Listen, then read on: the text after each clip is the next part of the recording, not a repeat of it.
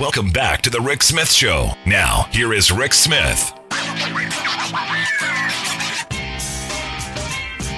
I gotta tell you, I'm still just completely flipping mad over this Cawthorn thing, and I think my response is the right one. I think he's just too dumb to realize what landmine he stepped on, and how dangerous this could be. But I also think the other side of it is I don't think he actually cares, and for me that's the most scary part of all of this. Is that he doesn't. Anyway, here to share some thoughts on maybe a little bit on this Madison Cawthorn tweet that has me all riled up. And also, hey, look, we need massive investment across the entire country, especially in a state like West Virginia. And you got Joe Manchin, who seems to be doing everything in his power to ensure we get nothing. That's why I've asked Justin Williams to come talk with us. Justin is an attorney for the International Union of Operating Engineers, Local 132 in West Virginia. They represent workers throughout the United States and Canada. Justin, thanks for taking time for us. Yeah, thanks for having me. So let's start with this Madison Cawthorn thing. That just, am I reading too much into this? Am I taking this too far? Is this just a guy who's stupid and didn't know what he did, or is this really, like I've been thinking, this is a much bigger situation that the Republican Party hell bent on taking us back to the good old days of the 1880s and 1890s? I think it's sad, really, that somebody would want to take us back to that. Being from West Virginia, where we're 100 years from Blair Mountain, this just last week or whatever, and so where people had to fight literally with our own government to protect their interests at that point. And it was, like you were mentioning before, just very little company stores. And so for someone to take the last line of defense, and that's kind of what I think OSHA is, the last line of defense for workers, right? I mean, it's the bare minimum protections, right? They're not going above and beyond to protect workers. They're just saying, this is the minimum. You have to do this as an employee or an employer to protect your employees.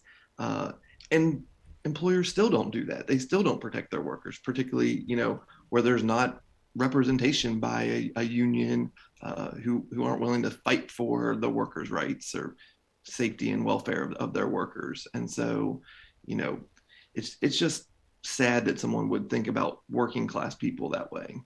But again, I'm going to stick with he's just stupid and didn't really think it through.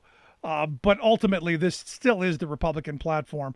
But I look at like West Virginia, and I'll be honest, West Virginia is one of those states that has a rich, long, bloody history with workers. And, in 2013, we did a labor history tour that took us right through Logan County to talk about the Battle of Blair Mountain. And we were met by a welcoming crew. The Friends of Coal showed up with their big hats, their belt buckles, their sidearms, and of course their bumper stickers, Friends of Coal this, Friends of Coal that. And sadly, a number of them were actually being screwed over by the coal companies as we were speaking, trying to take their health care and their pensions, but they were still out there defending them. And it's just a twisted kind of moment. It was a twisted kind of moment for me. It is. It's hard. And we see it in not only West Virginia, but across the country, people, I'll say voting in that bigger sense of the word against their best interest. Right. And so, we talk about Friends of Coal, but we also talk about Friends of Coal Miners, and that's really what labor has been, the friend of the coal miner, and that's what we look for, to protect those workers, as you mentioned, when they're still trying to take their pension to this day by, using the bankruptcy courts, and, Yep. and it's just a sham of what these companies have done to these workers. And just to clarify, so we don't get these terms confused. Sure. The UMWA, the United Mine Workers, they are the Friends of Coal Miners. The Friends of Coal are basically a lobby group for the coal barons and the corporations who give out stickers and hats and T-shirts and organize people because, hey, they're coming for our coal because the Green New Deal is going to end coal mining in a state like West Virginia. And I'm at this place, Justin, where, coal is sadly a thing of the past. We're not going to continue to burn it like we did in the past. The future is renewables. And if I'm Joe Manchin, if I'm somebody in West Virginia, I want to use what leverage I've got to get all of those jobs to replace the coal mining jobs so that people don't have to die of black lung. They don't have to have families go down, 3, 4, 1,000 feet into the ground just to make a living. This seems like an opportunity for West Virginia in an enormous way to remake their economy. Yeah, I mean, I think West Virginia has to do all of the above, right? We as a country can't go away from coal mining tomorrow Nope. and coal production and power usage. And so, I think it has to be a well thought out plan. And I think sometimes we get caught up into the politics of it on both sides of it, and I think we have to, make sure that we're looking out for the workers, right, first and foremost, and making sure that the coal miners, the people that do the construction on the powerhouses, our guys that go in and work on it and do the shutdowns are able to keep those jobs and have good jobs and build renewables. We're lucky the operators have been a part of every windmill built in West Virginia. And so, we are proud of that work. And, if you go to our website, you'll see a video about the windmill project that we work on currently. We're working with the solar developers in West Virginia as well. So it is West Virginia needs it all. As we're all well aware, we sit at the bottom of most of the good rankings and the top of most of the bad ones. So we want to make sure that our workers are protected and Absolutely. they have the opportunity, right? And there's a lot of opportunity out there. And I think taking this infrastructure bill and investing it gives us that opportunity. And so that's really what we're hoping for, is that there is some of that real investment in West Virginia. Yeah, but I watched Joe Manchin over the weekend doing all the Sunday shows. He's not going to do this. He's not going to do that. Not going to allow this to happen. It seems like he's trying to do everything he can possibly do to restrain our ability to invest in the future, and especially in a state like West Virginia. So, is it just me, or should the folks in your state be going, "Hey, Joe, you should be working to bring things home"? There used to be a phrase called "bringing home the bacon." You should be bringing home some bacon, Joe. We need better roads and bridges. We need better opportunities for our workers, but we also need the human infrastructure stuff, better education for our kids, better health care for our seniors, better opportunities to move the state and the country forward. That to me seems like where things should be going in your state. Yeah, I mean, I think that is the end goal for the people of West Virginia. What I can say for the operators is that we have to, start with something, right? And we don't get to the end game by getting nothing, right? So, as much as we have great conversations and good relations with Joe Manchin, and we would love to have more, right? Everybody wants more, but we really want that investment now in the infrastructure that has passed the Senate, and nobody agrees on anything all the time, but we do need that infrastructure in West Virginia, whether it's, the Virgin Hyperloop that's in that bill that's going to build a test center in West Virginia. And there's money in there for abandoned coal mines, and there's money in there for energy and safety and pipelines. And so there's a lot of money out there coming to West Virginia that we need desperately now. And, the hope is that all of this comes down the pipeline at some time, but we really need that investment now for West Virginia. My fear from the beginning, and this is, I don't know if you'll share my fears or not, but my fear from the beginning is that you're going to have someone like Joe Manchin, someone like Kristen Simina, who are going to say, no, we can't spend the $3.5 trillion on the human infrastructure side. That's completely out of control. And Manchin has said that. He said, maybe 1 trillion, maybe 1.5, which is not going to be palatable to the more progressives in the House. So my concern is they're going to end up canceling themselves out, and that by the end of this year, we get nothing. And that to me is the worst possible option, the worst possible outcome. Do you share that fear? Yeah, I mean, that's definitely the biggest fear, is that we get nothing, right? I mean, that's kind of, as pragmatic as it sounds, what passed the Senate has bipartisan support, and there's an appetite for that. And that's what I think, I know it doesn't include all that, personal capital, human capital infrastructure, but if we can put people to work in West Virginia, that helps immensely just on day one. And the other things that come along after that, I think would be beneficial to working class people here too. and just having those jobs is important. Getting the opportunity to have a road that's connected to the next section of the highway. They're finishing up part of Quarter H, which goes from the middle state out towards Virginia and DC. And if that would connect, it would cut time off for transportation to get materials in and out of West Virginia. So it would be an opportunity to develop a new, manufacturing facility. And that's what we talk about, bringing manufacturing jobs back to West Virginia, actual growth, right? And so there's some steel mills that are here working on windmill parts. And so we need that investment now. And that's a big fear that, when we bicker over $1 trillion versus $3 trillion, which seems crazy to, someone like me who just goes to work every day, that we're arguing over trillions of dollars, that we have to get that investment now.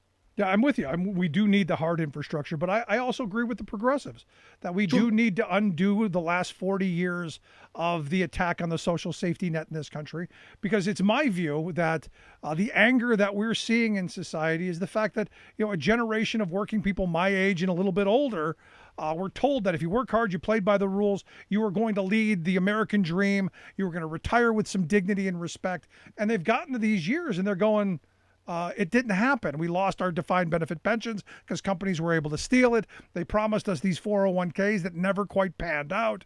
And now there's nothing to help us. And this is a way that, some of the progressives have said, look, we're going to pass this bill through the House to help maybe buoy people up a little bit. So I kind of see it on their side too. Sure. I mean, I think they have a lot of valid arguments for that, soft infrastructure.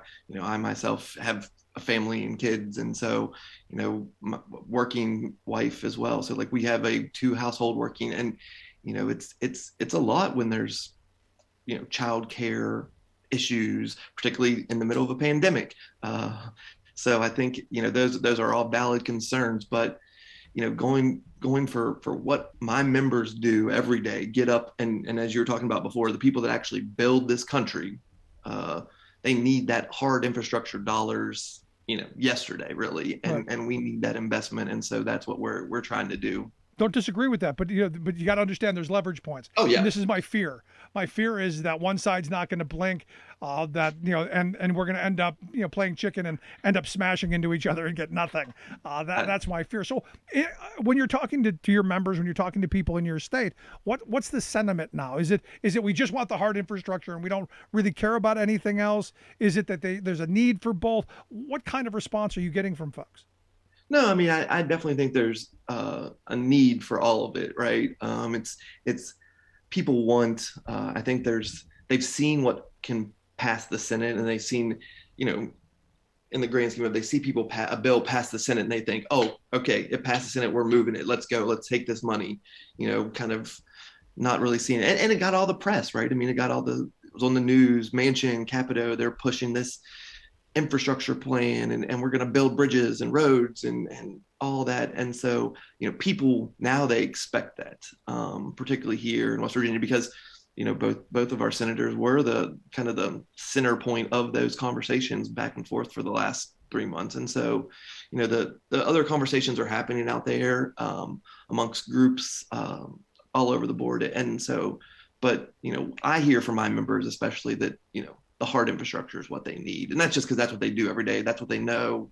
And so that's what they're focused on. No, we all want our jobs, man. We all want to make sure we can get up and go to work in the morning, and that those jobs, pay a decent wage and all of that. And one of the things that I'm actually surprised about is that Republicans didn't really push to take prevailing wage out of the $1.2 trillion hard infrastructure plan. Now they did screw over the workers in the telecom area, because that's outside of all of that. But for the most part, the roads, the bridges, all that stuff, I was surprised they left the prevailing wage in.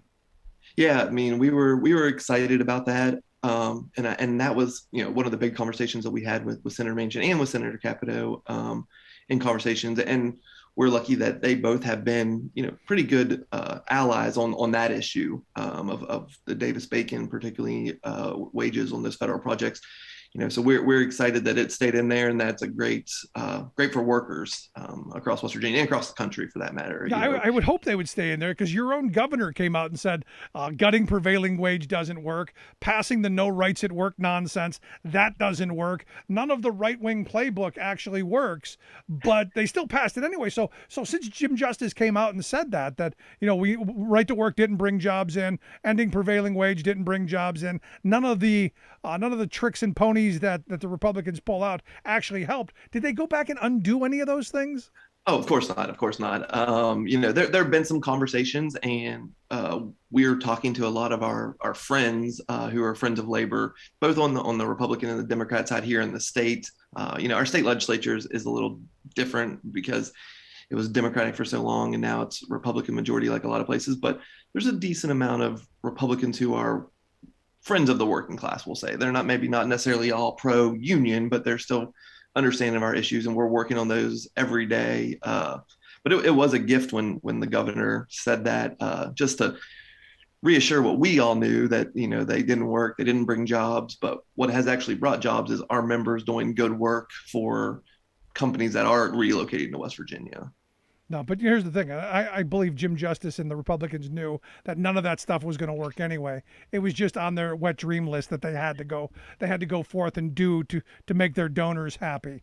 At least that's just my take on it. Last line of questioning I've got for you.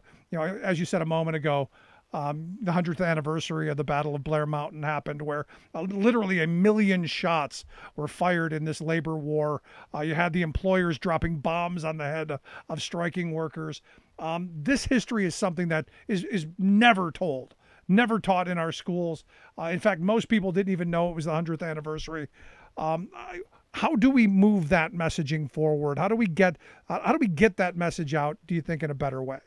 That's a great question. A few years back, when Dems were still in charge in West Virginia, they did pass a Labor History Week in West Virginia, and it is part of our curriculum in West Virginia. But across the country, I think we have a real opportunity to talk about labor. You see all the polls where public and society do support unions, right? I think we just have to do a better job of talking about why people still say, oh, well, we don't need unions nowadays.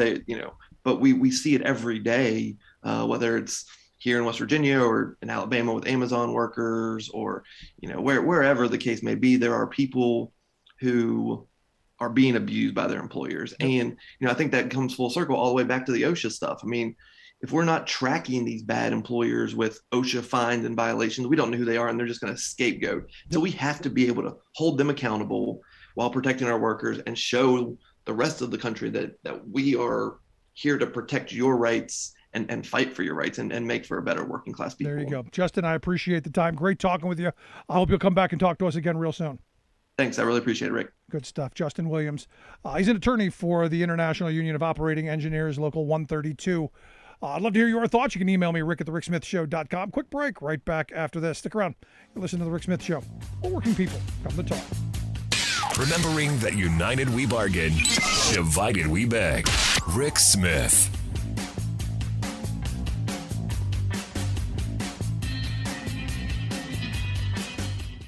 Thanks for watching the show. If you like what we do, there are lots of ways to support us and get a bunch of great content at the same time. You can become a patron of the show by going to patreon.com/Rick Smith Show.